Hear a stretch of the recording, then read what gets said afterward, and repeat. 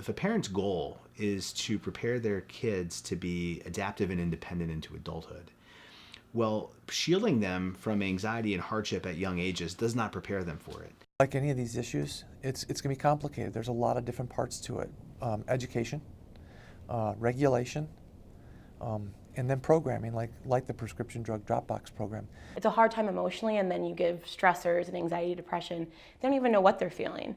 And then they do use some kind of self-medication or unhealthy coping, and they feel that relief.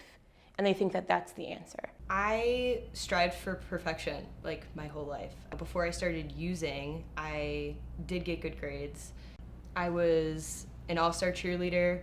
I was a varsity gymnast.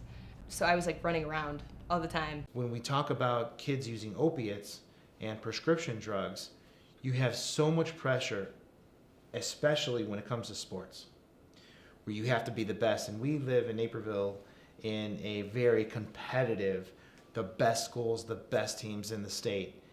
Well, there's a price for that.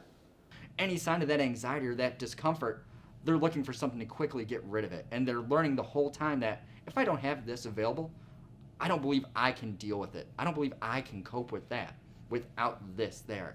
So the emotion-focused coping is what they rely on, and that a lot of times is bottling up their emotions, turning to self-medication or something along those lines that allows them to kind of deal with the pain and the emotions that they're using to cope with the stress. If you're maybe prescribed something from a doctor that might help, a psychotropic med, that usually takes 3-6 weeks to kind of start to work and see a difference in your mood. But if you can take something that works in minutes, why wouldn't you have that instant gratification? I just remember taking them all because I thought if one every so often is going to feel good, I bet all of them at one time will feel even better.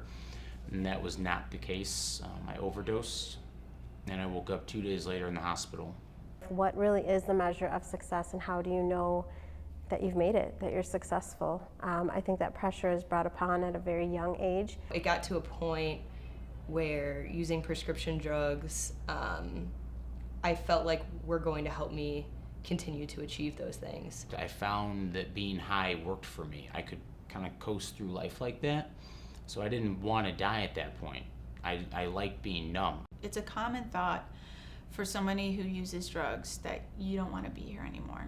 I started to get depressed because I wasn't doing as well. I think now we think kids have to be good at everything, and that really that's not how people are made, that we all have strengths and we have weaknesses. As things started getting worse and I didn't want to remember things, it was kind of like a numbing effect that I could get away from the stress of having to keep up my life. So if we back it all the way up and have a more normal conversation about struggle, get better at helping students work through struggle, we are probably getting more towards the root cause of what might drive students to a sad and a tragic place.